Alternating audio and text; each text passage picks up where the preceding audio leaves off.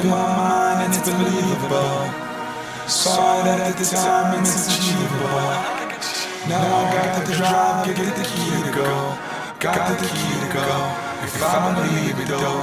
Yeah, being in this space, I know I gotta hold my hope down. Seeing what it takes, I gotta know that I can show. Questioning myself if I believe it though. No question if I'm really a believer though. Now you should take into account that my accountability. Take into account I must account for what I really need. Being in this space, I'm in the sea. I only ever make what every day I can't believe. I gotta go. This is the only life I know. I believe it in my mind, so I know it's time to show. This is the only life I go. I do believe it. Do you believe it? I said, oh, you will believe it till the end. When your phones are low, can you believe it in again? No longer ever questioning yourself if you believe it though. You never questioning yourself if you believe it though. Now that's one thing about the future. Okay, alright. Hello everybody, we're back again. I'm not sure why the stream got shut down or something. Definitely not an internet issue because I'm on fiber internet and I'm supposed to be getting over 1 gigs per second, so definitely not a speed issue.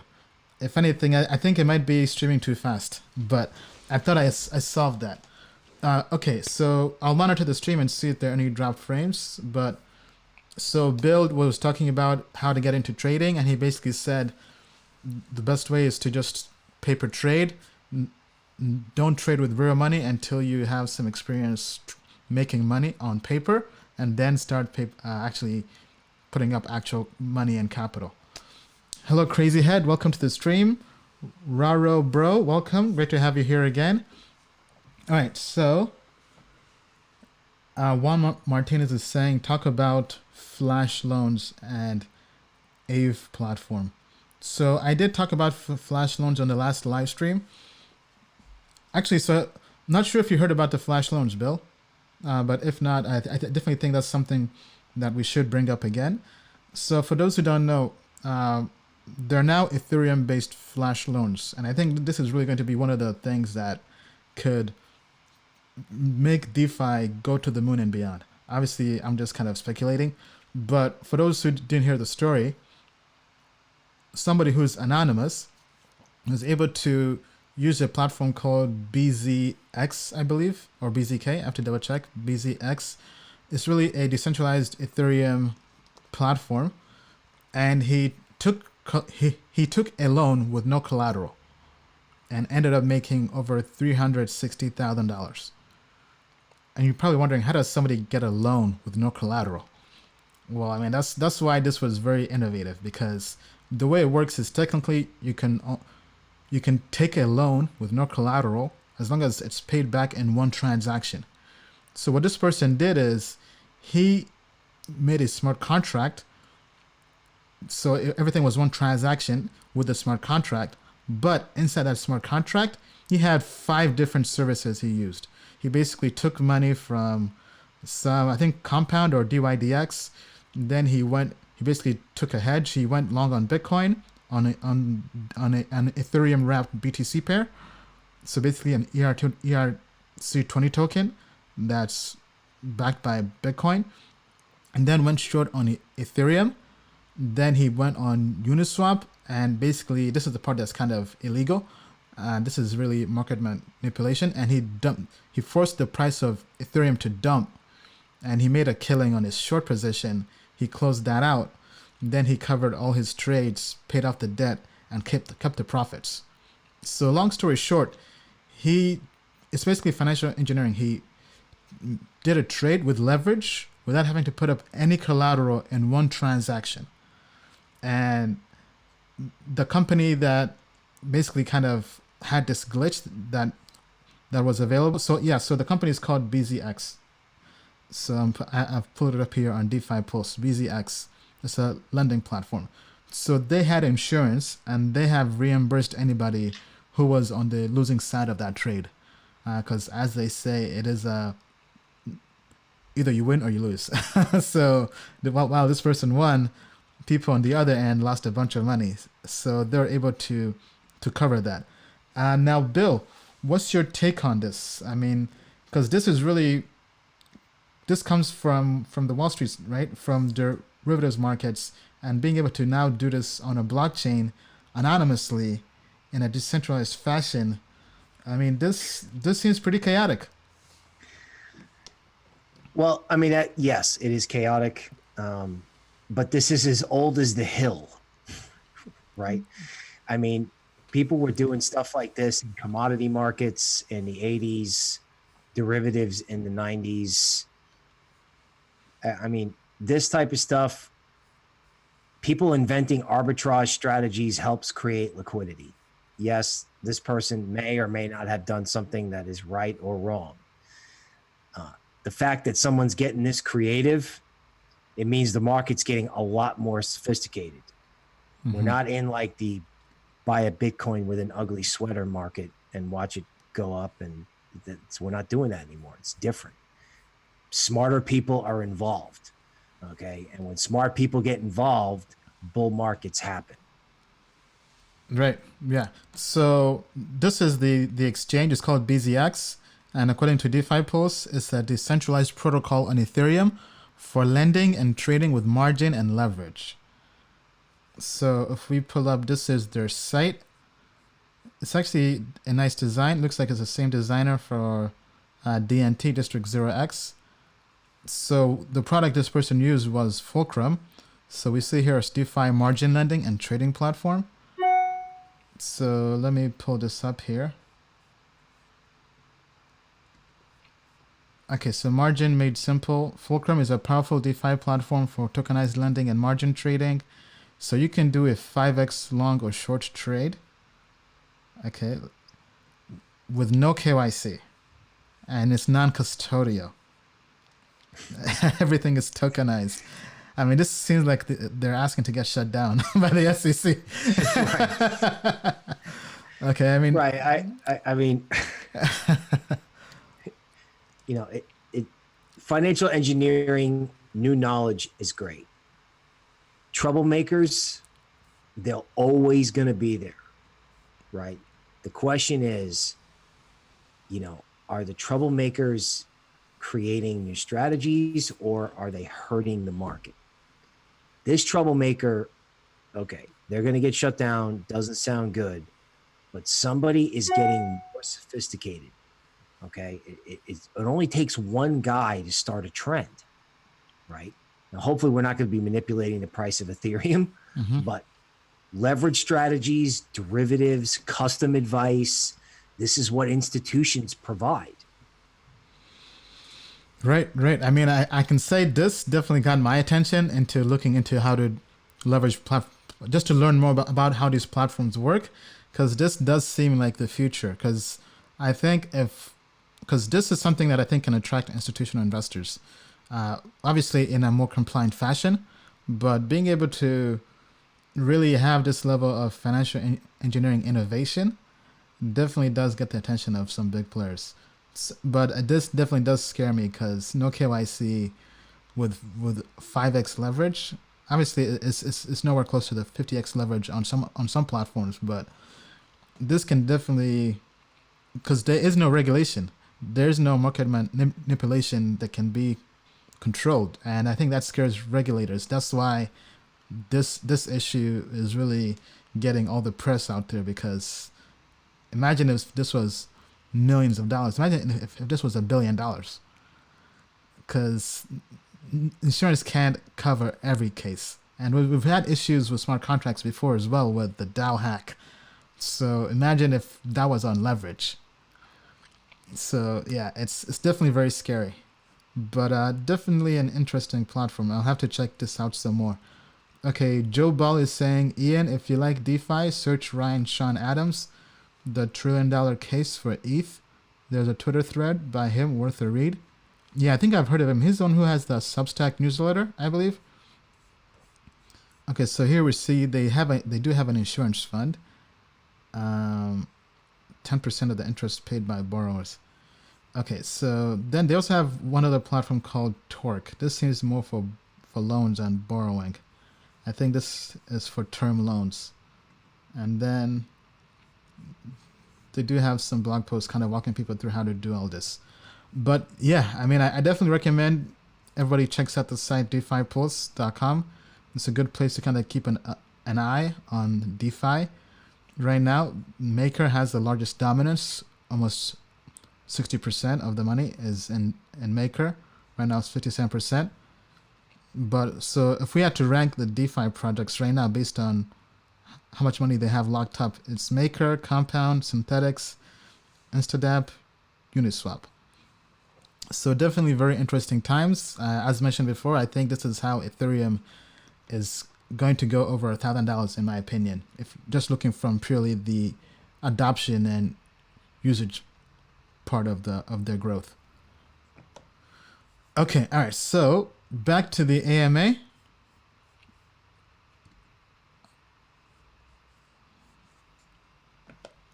All right, NEO is up this year, but where will it go in 2020? Very strong fundamentals, probably the best out there with NEO 3.0 and Microsoft Azure.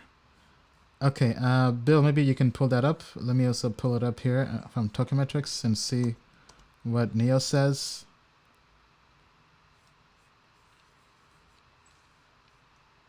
Okay, so overall, Tokenmetrics think it's good. If we go to rankings wise, NEO would be right now it's 28th on our Tokenmetrics ranking based on the current grade. But I mean, I think NEO can definitely make a move with China because it's really known as the Chinese Ethereum, and I think Ethereum is going to do well, but I don't think Ethereum will ever be the number one smart contract blockchain protocol in China. I think it's a tough market to enter without really catering purely to the Chinese audience. So Ontology and NEO are really more at the forefront of that. All right. Okay, so for NEO, I'm looking here at NEO versus Bitcoin. It looks like on this last move up, we had some, enthusiastic sellers based on the volume. Okay. So I think if it was a trading play, right, this all looks to me like kind of a head and shoulders bottom, right? This is the shoulder. Mm-hmm. These are the shoulders. Okay, and the head is down here in the center of the screen. So it looks like this could go a lot higher. Right now, would I do Ethereum or would I do NEO? I do Ethereum, honestly, because of this whole idea of what Ian just talked about, right? Like it's a currency, and what the DeFi market is creating for the currency is an interest rate, a yield curve for crypto. How does something become money? Well, you use it to pay for things and you can get interest when you deposit it. So yes, if NEO is the Chinese Ethereum and Ethereum is going to moon, then NEO could go with it. If I had a preference, I would actually say stick with Ethereum. Because they're not thinking about, if you're in China, you're not thinking about, do I like NEO or Ethereum? You're like, I'm selling my NEO because I need to go to Costa Rica. Right. Yeah. Real world use case, as they say. Right. And you just have to, in NEO, you just have to watch out for people just going, oh, look, I'm out. I got to sell because I got to do other things. That's what that volume spike on that rally could have been about. Right. There are practical matters. Right. Okay. Good question. Sorry. Good comment. Next question. Okay, this is not a crypto question. I don't really know. Did Epstein kill himself? I don't know. I know there's been lots of speculation about that. I'll leave that to other people who have heard about that. Okay, let's go to the next question. Okay, hold on. Let me just go quickly through this and see how many. Wow, we have lots of questions. Not sure we can get through all the questions today. 17 questions. Okay. All right. Okay. All right. So, once again, if you want to ask your question, go to menti.com, menti.com. Use the code 143849, 143849.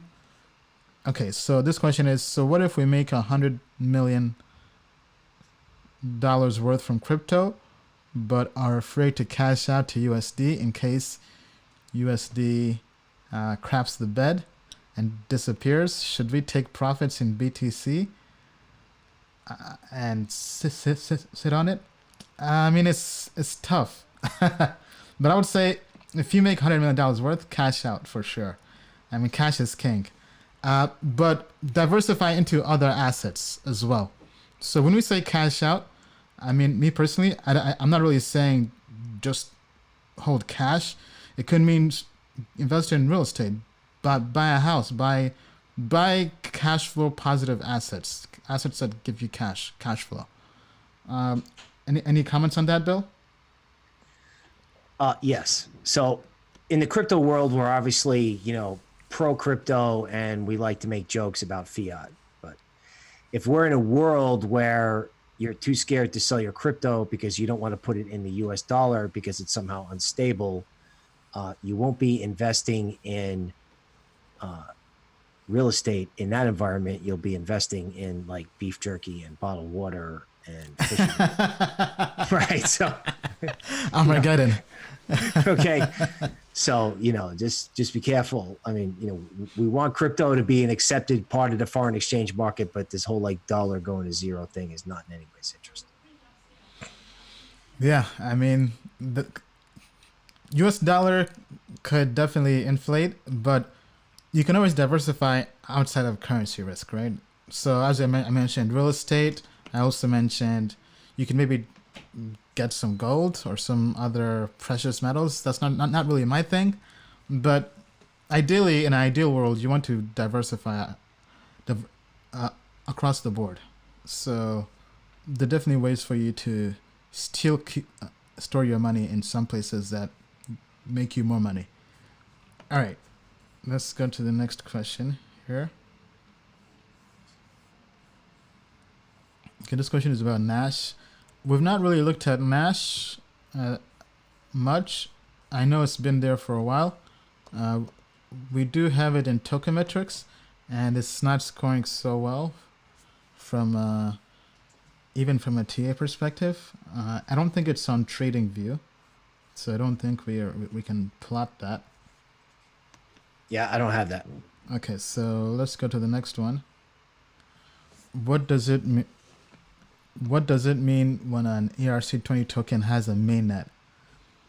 That means that they've basically fully launched the live version and it's available and it's trading. But not only that, but it's actually being used. So, for example, when Ethereum, there are phases. You have a test net where something is being tested out, and once it goes fully live and anybody can go and use it and you're using the actual network live in production, that's what mainnet means. So Ethereum right now is in mainnet, but Ethereum 2.0, they're still working out the kinks. So they're still testing it out. So it's not fully live yet. So they'll first have a test net, then they'll launch the mainnet where everybody can go and test it out. So when you hear the term they've launched their mainnet, it's basically saying they're fully live and the full version is now being used in production by anybody in the world. Okay, let's go to the next question.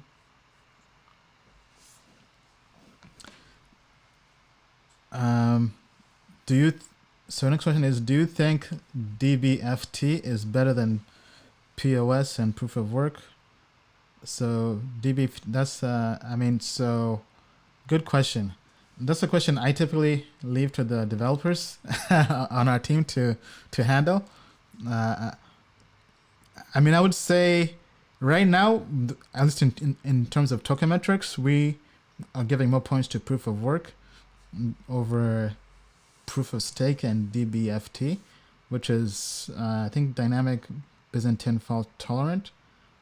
Delegated Byzantine fault tolerant, but it's not really my expertise, so I'm kind of out of the wheelhouse on that.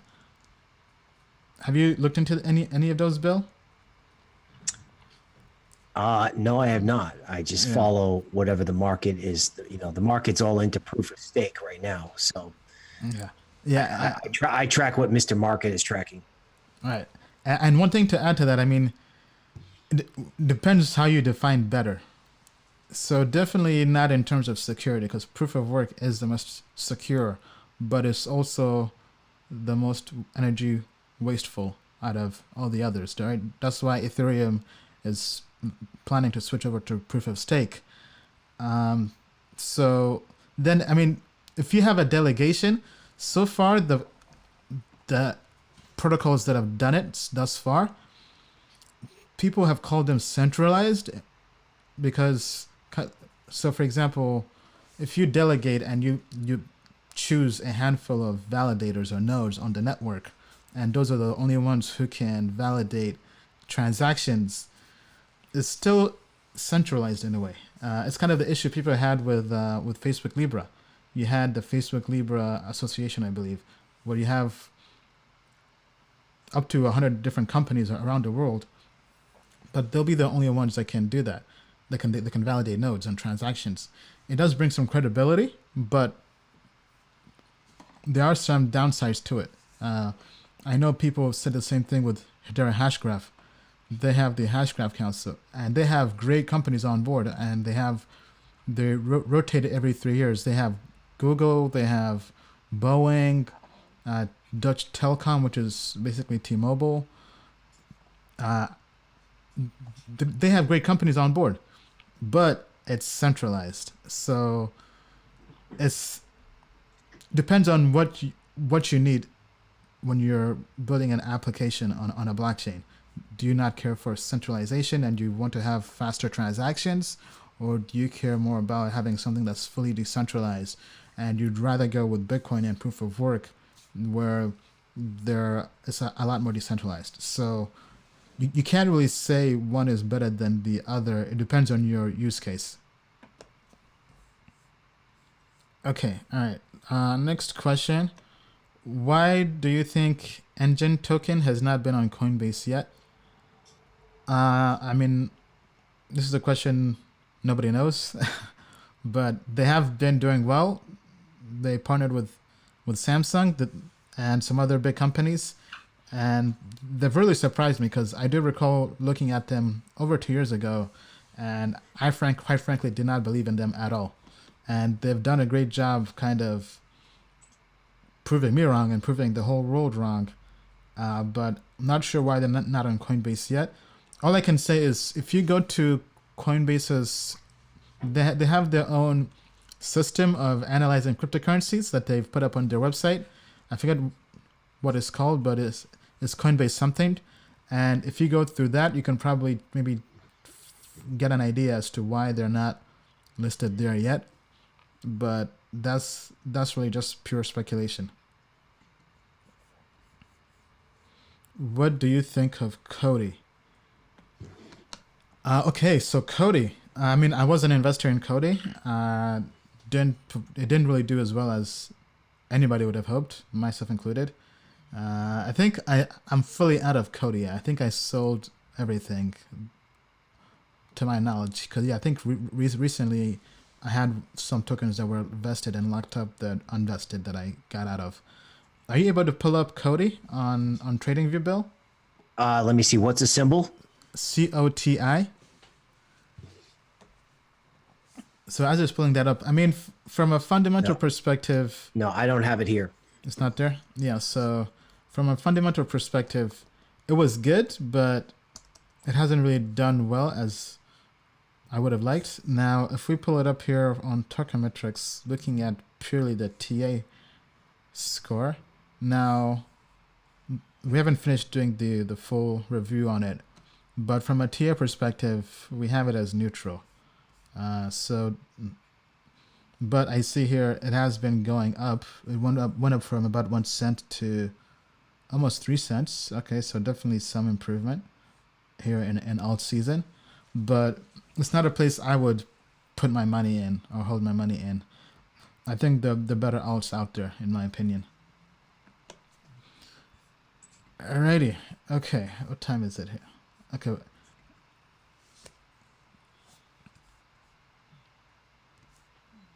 Okay, so next question here from the audience. KuCoin IEOs. Okay, KuCoin IEOs did 3.5x for Cody. Chromia 3x, Trias 4x from the bottom. How is another one? How is MTV technically and fundamentally? Okay, KuCoin is not on TradingView, so not sure we can do TA on any of those. On Cody, I just covered. If I pull up, okay, so Chromia. Let's see Chromia. This one we also hadn't finished grading. So yeah, this we haven't finished looking at as well. Trias. No, MTV. So we don't really have many KuCoin IEOs in our own Tokenmetrics, and they're not on TradingView as well, so we can't really answer that, unfortunately. Okay, let's take some comments here from the audience on YouTube. Okay. You would like to see more coins on Coinbase? I mean, me too. Coinbase now did add leverage trading, which is very interesting. Kyber is a win. Kryptonite says sell everything while you can. I wouldn't say sell everything, but take some profits off the table, because it also depends on what your investment time horizon is, because some people are cautious of taxes, especially here in the US. So if you're looking to pay short-term capital gains, then maybe that's fine. But if you're looking for long-term capital gains, then you have to wait longer than 1 year to sell. Okay, take a look at Ren too. Advisor is a Kyber CEO. So I've been hearing a lot about Ren protocol. That they did raise money a while back. Let me see if we have that in our system here.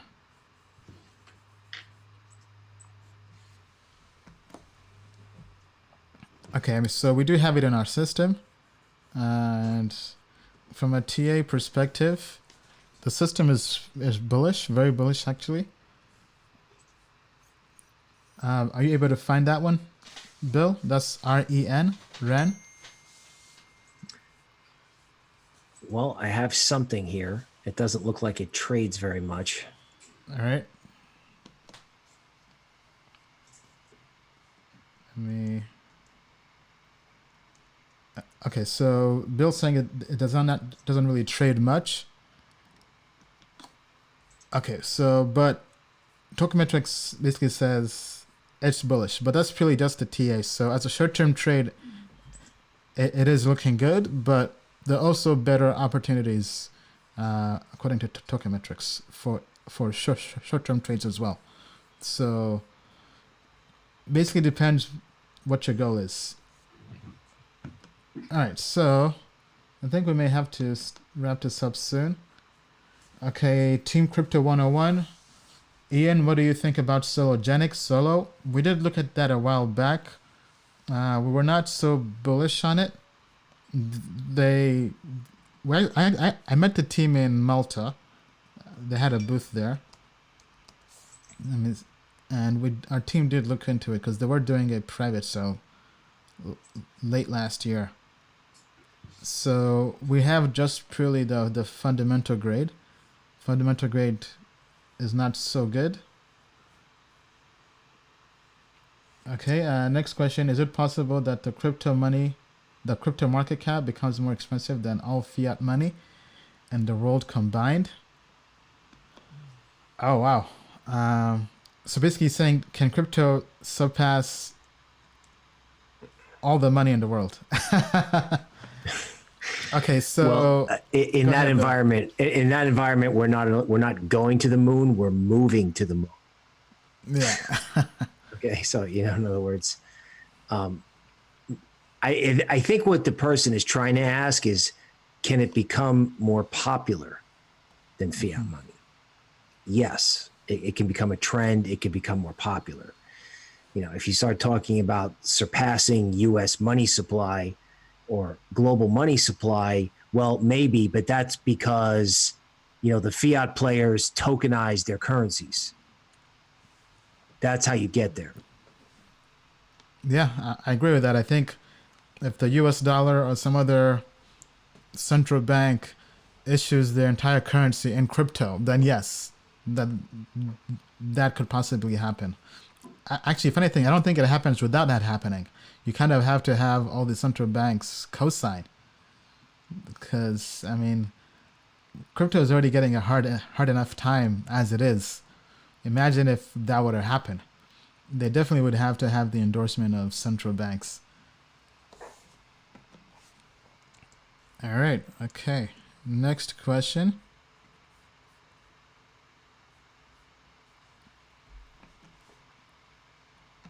All right. So, any thoughts on the daily and weekly for Atom BTC on Binance? Okay. Atom Cosmos. Cosmos has been a favorite of ours. Okay. Bill, could you pull that one up? Let me also see what Tokenmetrics says about that. Sure. So, Cosmos fundamentals have always been solid. So, our platform says it's good. 84% score, almost 85%. So Cosmos would be, it's in the top 20 with the 18th rank in our Tokenmetrics Moon Index at the moment. And then Bill's going to be pulling that up shortly. All right, I'm almost there. Here it comes.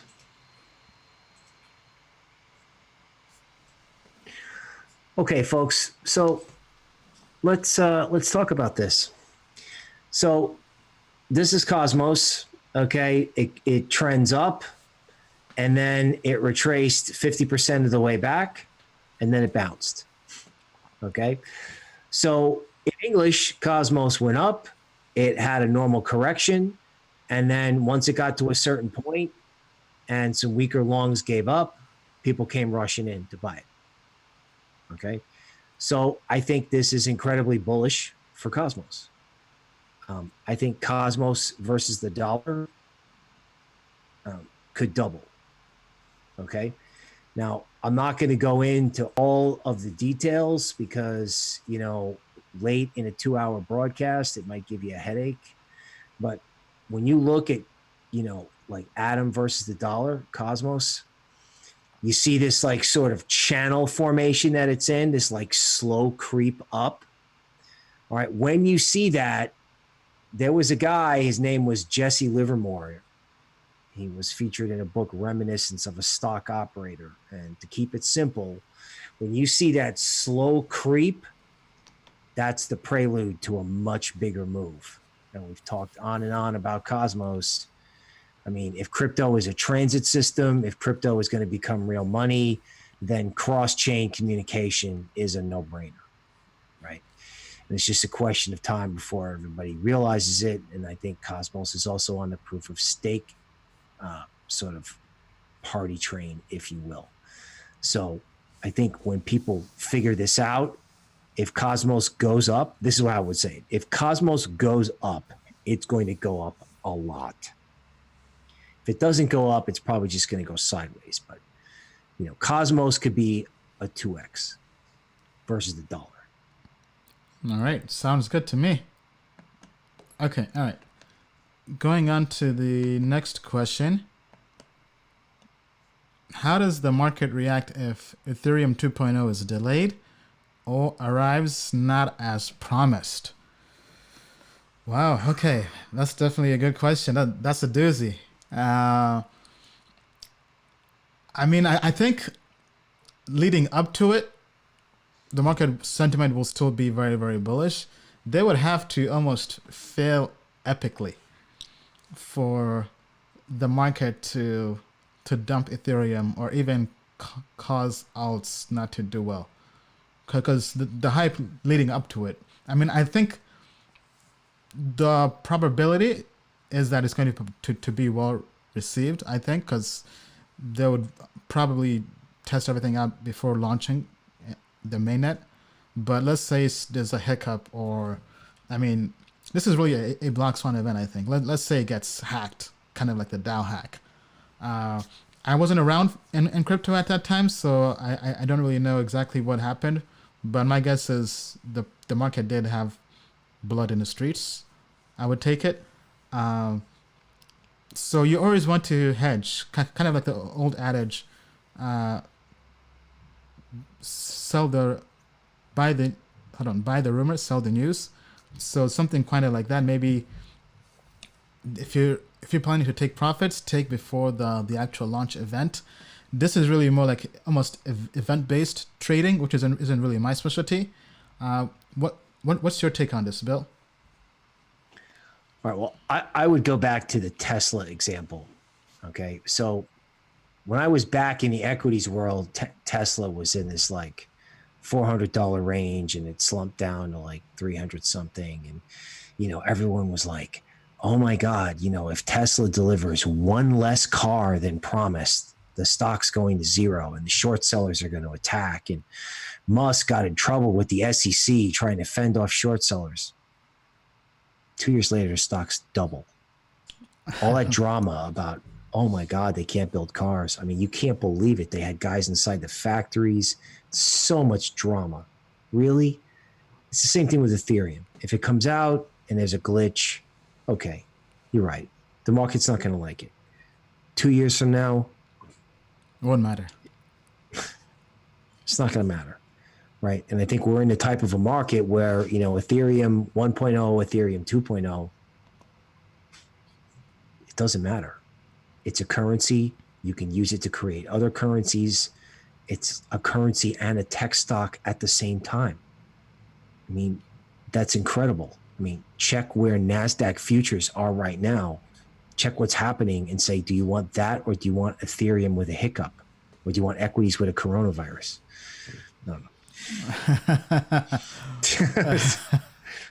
That's a great perspective. Great perspective. All right. Thank you, Bill. Okay. On to the next question. Okay. So, why is the crypto community so confident the end of 2017 can happen again? And why is the IRS so stubborn to accept crypto as payment? All right. I mean, I think just looking at the innovate, you kind of have two trends. You have the technical analysis on the TA side showing that we're now heading into a bull run. And then you also have the fundamentals changing. You have Ethereum 2.0. You have the Bitcoin halving with a decrease in supply of Bitcoin.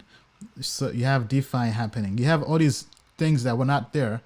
And I think looking at all the factors together, it shows that we're most likely going to be going into a bull run. Bill? Okay, so crypto believers are like people who believed in the internet in 2000. Like, Jeff Bezos started out by selling books. Okay. And they stuck around because they were believers in the web and in e-commerce, which, today we take for granted like air and water, right? So crypto is made up of believers. So there's sort of like a perma-bullish group built into it. That's okay, all right? You just have to manage your emotions around that. Now, in terms of Uncle Sam taking something other than the dollar for payment on taxes, let's leave. Just pay the IRS what you need to pay them in dollars, and use your crypto for other things. Yeah, I mean, I don't think the government would ever turn down money. So the more options they give you to take your money, the better it is for them. So I think that kind of explains why they're open to crypto as a way to pay your taxes. All right, so thank you guys for the kind words. Thank you, Team Crypto 101. He's saying thanks guys for information and great knowledge. Thanks Ian and Bill, great answers from Joe Ball. Thank you guys. Yeah, if you guys like the show, be sure to give it a thumbs up, like, subscribe. Also check us out on Twitter at Tokemetrics Inc. Check Bill out on Twitter as well. His handle is there at crypto_noble, and mine is at Diary of a Made Man.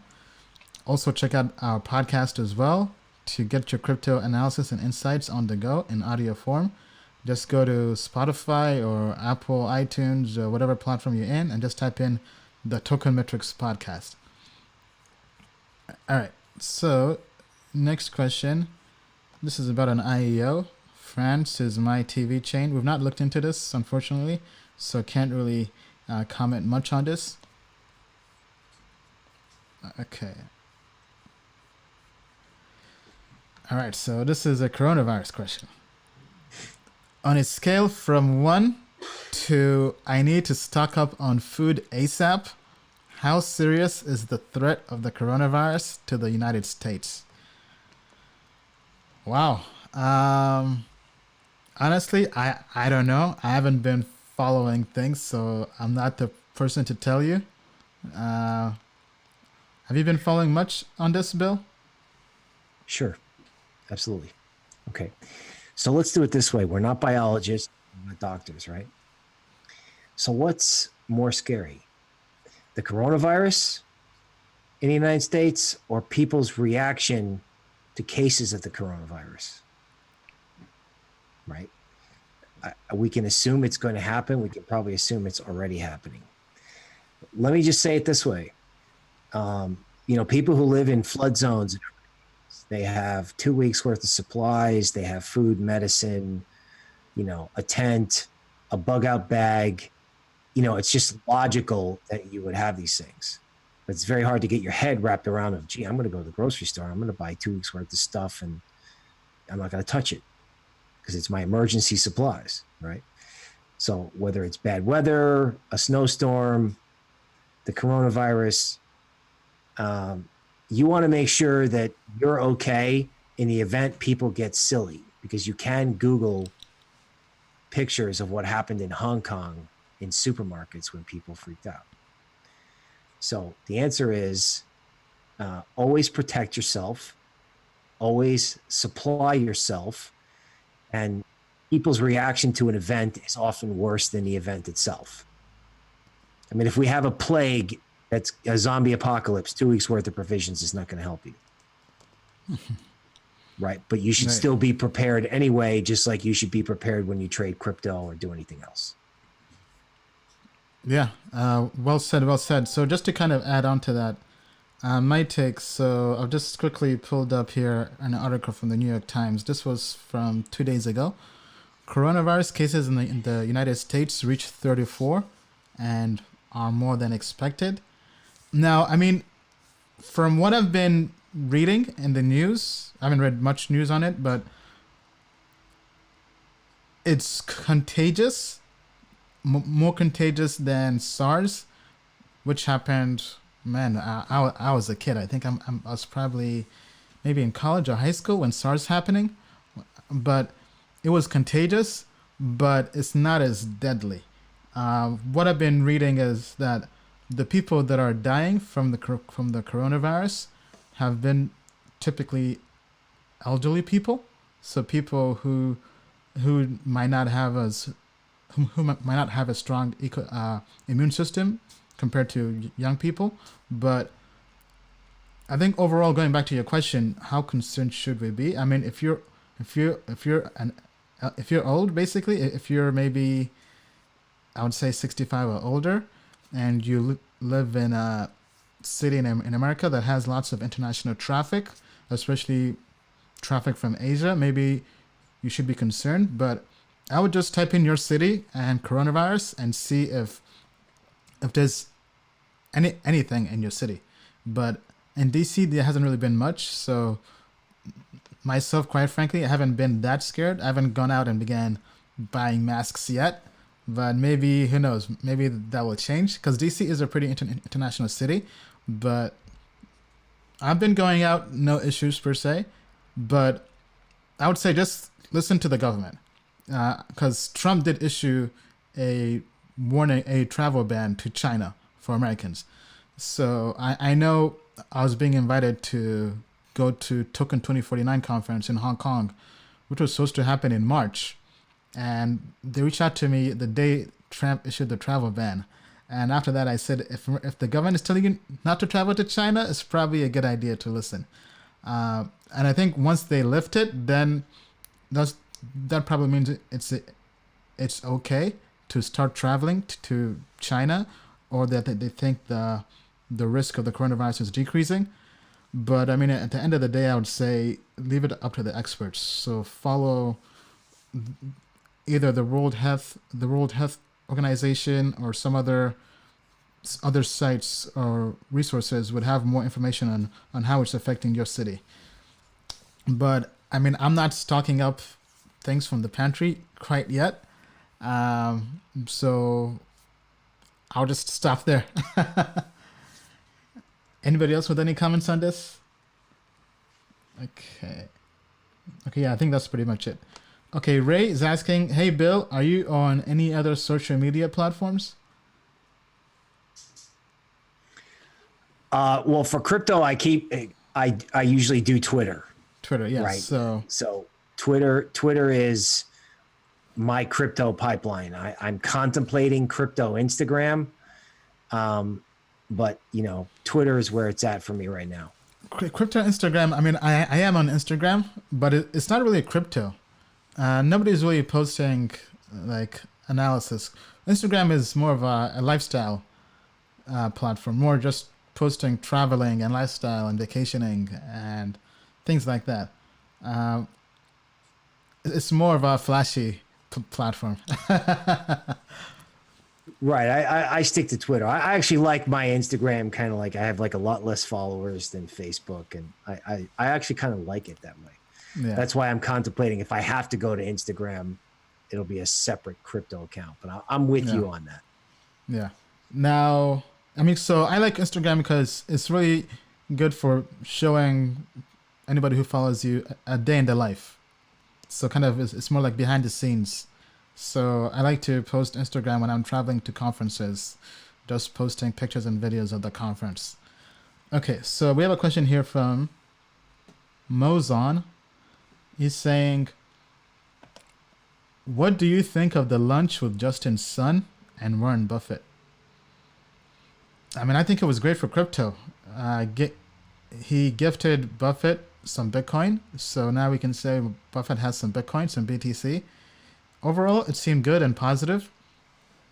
I know there was lots of attention and drama around it, but overall, regardless of what people think of Justin Sun, I think that move was great for crypto, because I think crypto community has to stop all the infighting and posturing on social media and realize that we're all in this together. We're all trying to take crypto to the moon and get more adoption, and things like this are win-win for all of us. What's your take on that, Bill? Right. So it's not the first publicity stunt in the history of markets to promote either a coin or a product, right? And I think when Justin Sun is like 60 years old, he'll be able to tell people, I went to lunch with Warren Buffett. Yeah. You know what I'm saying? Yeah. It's like perspective. It's like, there was all this drama around it, but it'll probably be a memorable moment for crypto. And if Sun had the money to pull it off, should he have spent that money? I don't know. But for him personally, I mean, he went to lunch with Warren Buffett. That's a win for all of us. I mean, I wish I had lunch with Warren Buffett. I mean, right. That picture on his wall 4, 5, 10, 20 years from now. Yeah, I mean, because he's a legend for any investor, crypto or no crypto, even on Wall Street. everybody's a fan of Warren Buffett, one of the best, if not best, investors of all time. And he stayed with his roots. He stayed there in Omaha, Nebraska. Drives I think a Buick or Oldsmobile that he's had for a very long time. Whereas he's very, very humble and very modest. I think it's a lesson all of us can learn. I know myself included, especially my first crypto bull run kind of had me feeling myself way too much. But I think it's a lesson that all of us kind of can learn, right? If somebody who's that successful just likes drinking a Coke and having McDonald's, just very simple, down to earth, it's something all of us can learn from that. So I think it's great to have him own some crypto. All right, so next question here. What do you think about the future of Bitcoin mining or crypto mining? It's not for normal people these days. Great question. So actually, if anything, this could be my hot take. I think crypto mining is going to die because Bitcoin mining is big now, but the world is becoming more environmentally conscious, and proof of work I don't think is going to scale and be around for the next 10 years. So that's why we see Ethereum is shifting from proof of work to proof of stake. So I think crypto mining will only work if we innovate and find a way to mine without wasting so much energy. And I don't really see that happening anytime soon. And the newer generations are really environmentally conscious. The Time Person of the Year was Greta Thunberg, I believe is her name, that teenager who's really now the poster kid or child for climate change. So wasting energy is not kosher. We see the same thing with other industries, with cars. That's why Tesla is now really one of the better performing stocks, and I believe it has a larger market cap than GM and then it's the largest American car company based on market cap, I believe. Right? So energy is something that has to change. So for that matter, I think staking is the future. Staking doesn't waste as much energy, and that's why you see staking now really coming back into the public sentiment now with Ethereum and Tezos and Cosmos, and almost every new protocol has staking. What's your take on that, Bill? Okay, well, I think sometimes, the first people in, like the miners, they could be like the Netscape of crypto. They were like the first guys, and then they get surpassed. So that seems like common knowledge. But I think, on the other hand, technology may advance to the point where you don't need all that energy for proof of work. You don't need all that energy for mining. I mean, what happens if 10 years from now there's a console that every time you play the game console, you're also mining crypto? Or what happens if every time you drive your Tesla has a mining rig built inside of it? So, miners, entrepreneurs will figure out how to make money. Crypto miners are entrepreneurs. I don't think they're just going to all stand around and go, gee, let's go away. Are they going to have giant farms that eat all the planet's energy? No. But, things always change, and it's never what you expect. Well said. I think that's definitely a good hedge. All right, let's go to the next question. Okay, Nash Exchange. We already covered Nash. Okay, thoughts on RPX? That is not on the platform. Not sure what token that is. Yeah, that's not on the platform, and I doubt we have TA on that. Okay. Right, I don't have it in TradingView. All right. So, hey, Ian, you recently did a video on security tokens. What are your opinions on Polymath? I mean, I don't really have an opinion on Polymath. security tokens still have not taken off. I think just based on the regulatory issues and compliance, it's just still kind of in a gray zone, and there's no liquidity yet. So I think if anything, we have to give it a few more years until that takes off. But I mean, long term, I think security tokens could be a big part of the crypto ecosystem. But based on what Hester Pierce said, the SEC commissioner, about the 3-year safe harbor for crypto, if that ends up happening, then we might not really need security tokens, at least for the use case of crypto of cryptocurrencies being used in ecosystems.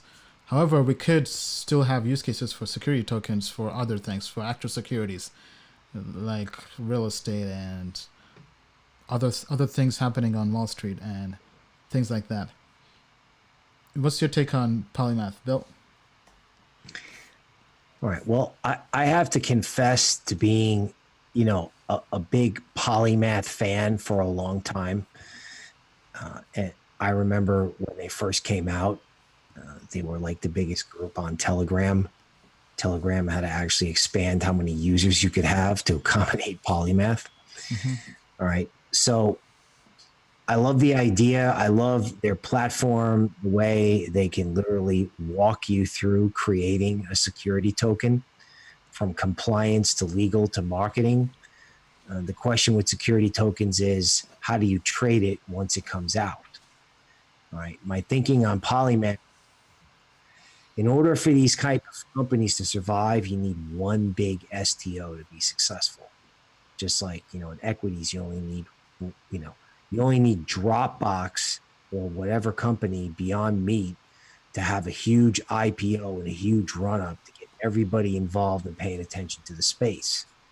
So the problem with Polymath and security tokens is there's no catalyst, right? It's not that there's a problem with security tokens. There's no catalyst, right? We need, like, Tezos is a catalyst for proof of stake. That's an example, right? So for the securities token universe, the guy, T0, Polymath, Overstock, all these players, right? They need the event, and it hasn't appeared. Okay, so King Nick says RPX is Red Pulse, renamed to PHX well over a year ago. Oh, wow. I mean, so Red Pulse, I think Red Pulse is dead, guys. I mean, I haven't heard about that since 2017 bull run. I mean, and they were the first Neo ICO. I haven't looked back since December. So I don't really know much, but the fact that I haven't heard of them and the fact that most Neo projects have not performed well, I think is pretty much almost all you need to know about that. But that's just my take with the limited info I have, since I haven't looked back since then. Okay, a few other questions here from the comments. This market is affecting my sleep. Any opinions? I mean, that's the bull market. I mean, bull market and also the volatility in crypto. It comes with the territory. Maybe just hold longer. But hey, as we mentioned, you do have to practice active portfolio management. Just with longer time horizons. Okay, a few other questions here. Respect for the humility. Thank you, Tyrone. Great opinion, guys. Thank you for answering my question. Absolutely. Answer my question too. Okay, what question do you have, Samal? The only problem with crypto I see is government accepting it and people accepting it as fiat. What is the best program website to analyze crypto graph movements? Tokenmetrics.com. I mean, that's why we're here. We do have automated technical analysis, so I definitely recommend you check that out. All right. Tyrone says, tell us your top 5 coins. Top 5 altcoins under 100 market cap. I mean, just go to tokenmetrics.com. We have the Tokenmetrics Moon Index. is changing a lot, but those outside the top 100 market cap, some of them aren't even trading yet. So I would say go to the IEO section and maybe check that out. Okay, let me see how many questions we have left here before we wrap up. Okay.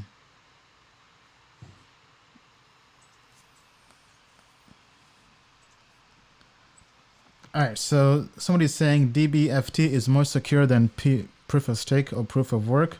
Binance now uses DBFT as well. Okay, interesting. Now, DBFT is, I know Binance, for the Binance chain and DEX, they use Tendermint, I believe, from Cosmos and Atom.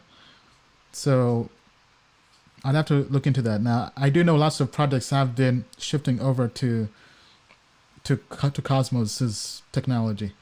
I know I spoke with one of the co-founders of Lizelle. They changed as well from Neo to DBFT consensus. All right. What's your view on Lend? I kind of covered this before. It has been improving, but it's not really one of the better DeFi projects. I would just go to DeFiPulse.com and just look at the projects here. Lend is nowhere close to even being in the top 20. So it's really a non-factor at the moment still. Thoughts on Cosmos? We already covered this before. I built a T on Cosmos. And we also have it on Tokenmetrics. No, so I am not advising Ubex. I already talked about this a while back. Over a year ago. This is basically a scam. They used my picture without me asking. So I am not advising them at all. All right, here we have a good question. What's more contagious, Bitcoin or coronavirus? I would say coronavirus. I mean, Yeah, unfortunately, yes. I mean, it has the name virus in it, and it's gone viral, like legit viral. I mean, Bitcoin has kind of gone viral, but not as viral as the coronavirus. Because if Bitcoin was as contagious as the coronavirus, I mean, all of us would be buying houses on the moon. So, yeah, I think that pretty much tells you all you need to know. Anything to add to that, Bill? Well, I think the coronavirus and Bitcoin have one thing in common, in that they're both very unpredictable, and their arrival on the scene was very unexpected. Okay.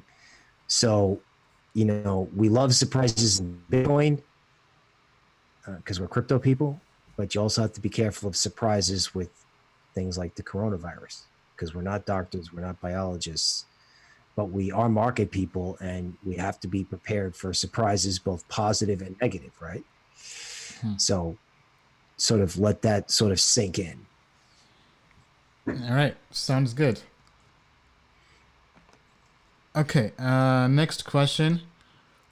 When is Sovereign going to be sold? Where? How to purchase? First time buying IEO or ICO? New to crypto? Please give details of purchasing Sovereign. Sovereign is not trading anywhere yet. They've not had an IEO or ICO. They did raise equity from some investors.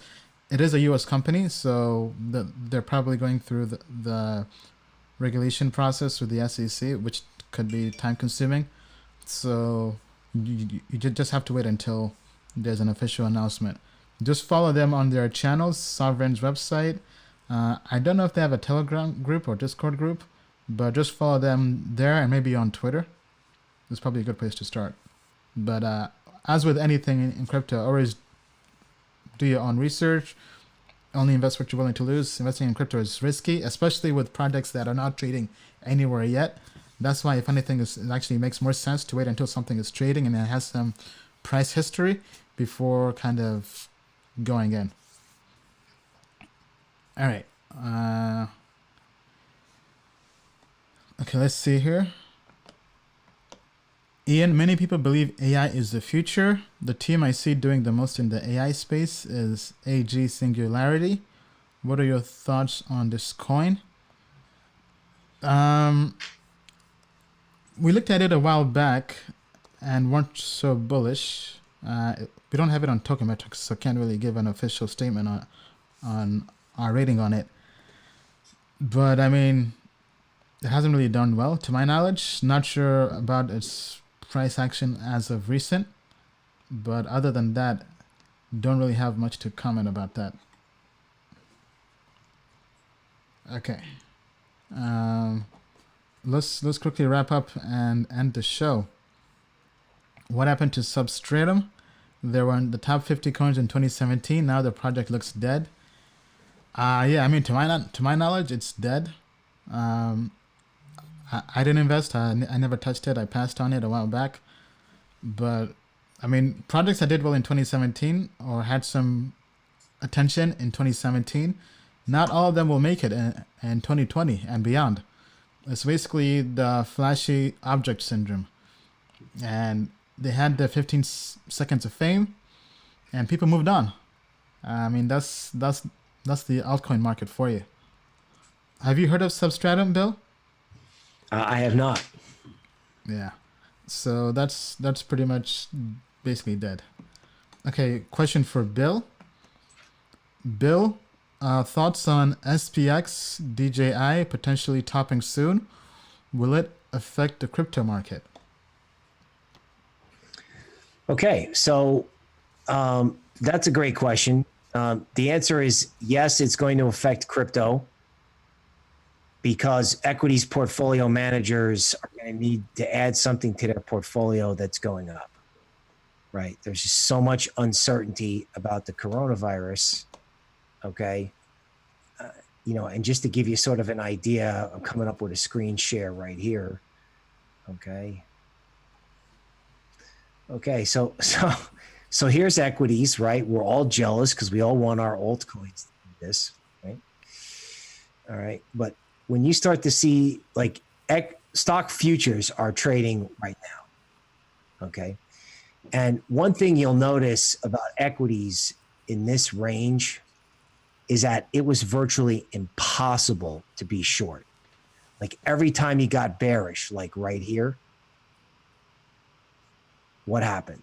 It ripped up in your face and made a new high, right? You just could not get shorted, right? The same thing happened here. Every time you tried to get shorted, you just got destroyed, okay? And normally when that happens, that can be extreme sentiment, right? Now, could S&P fall into a range? Yes. Could there be a dramatic adjustment in asset prices because of political and geopolitical events? Yeah, right. We've been pounding the table on this since December. So yes, equities can top, risk assets can be revalued, right? Does it have to be an hysterical, dramatic event? Not necessarily, but the slower it happens, the longer it takes people to see what's going on, sort of the more powerful the true event can be, right? Bitcoin has been building a slow bull market and equities have been ignoring the news. All right, well said. Thank you, Bill. Okay, and going to the next question. Can you take a look at Digibyte, DGB? Okay, yeah. Yes, we can. Okay, let me first start off with what Token Metrics has to say about DGB. Okay, so Token Metrics actually likes DGB at the moment from a overall score and TA perspective. It thinks it's very bullish. The price has been trending up relatively. Are you able to pull that up, Bill, from your end? I'm checking right now. Okay. As Bill does that, let me go back here to the overall score. So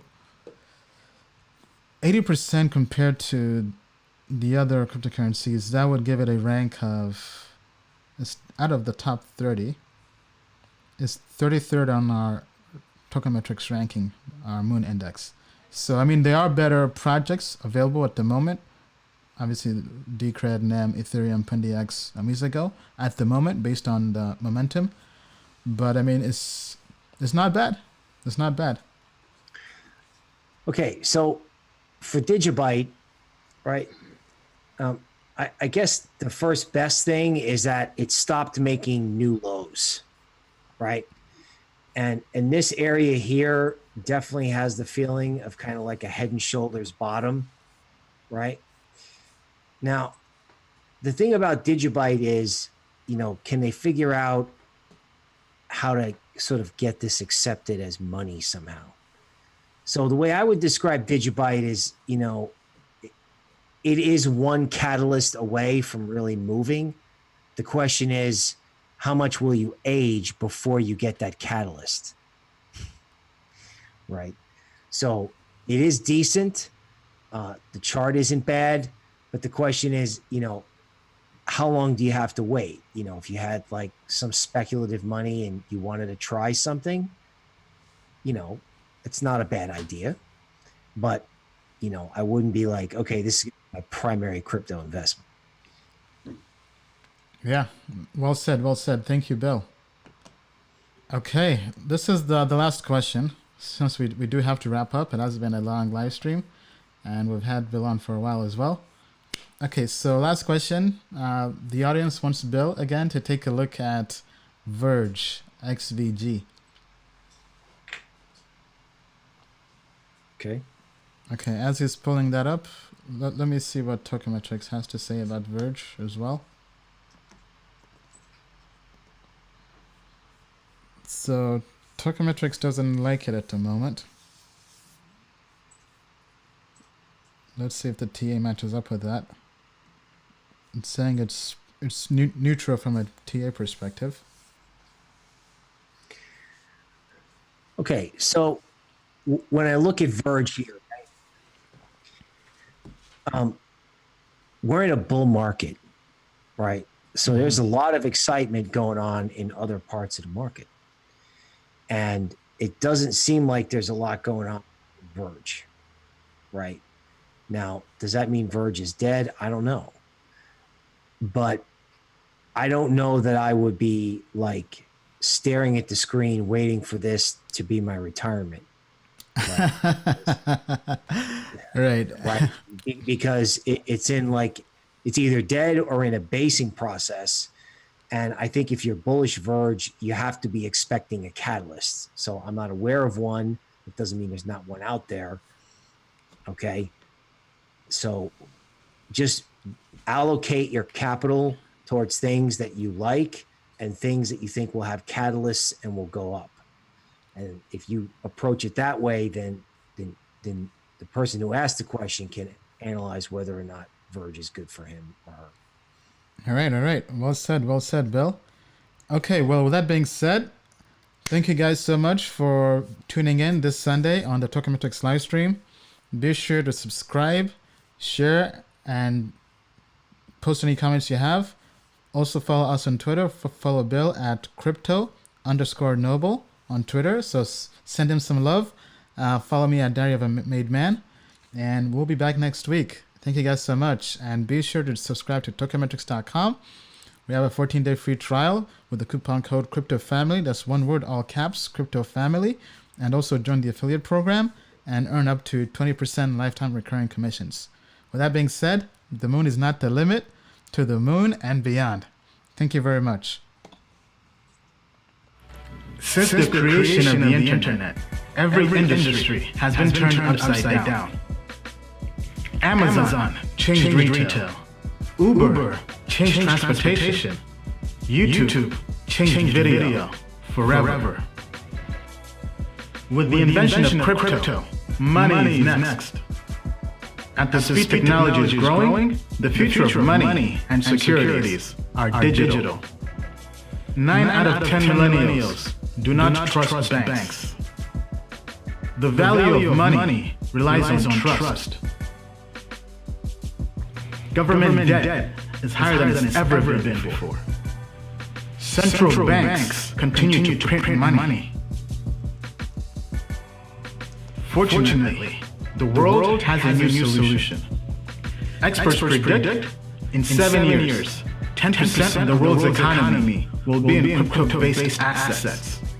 Today, 1 billion people have access to the financial industry. Crypto is about empowering the other 6 billion people by banking the unbanked. Do not underestimate this. Do you wish you invested in Google, Amazon, or Netflix before anyone ever knew about them? $1,000 invested in Netflix turned to over $500,000. At Token Metrics, we help you find the next Netflix. Token Metrics users think differently about investing. They are early adopters looking for financial freedom. They are people who see a better world. A world without international borders. We believe in a world where everyone has access to the next financial revolution. At Token Metrics, we are creating a bridge that gets you to that revolution. We will help you make sound investments in this new world. The world's best investors do not rely on their intuition. They embrace technology and AI to invest. Token Metrics uses AI to find invisible patterns in data to help you invest and trade in crypto. In the past, we have used our data-driven system to achieve financial freedom. Now, we are giving you the keys. We created Token Metrics to be the only platform you'll ever need to make money in crypto. We give you AI and access to crypto experts at the best price. The moon is not the limit. To the moon and beyond.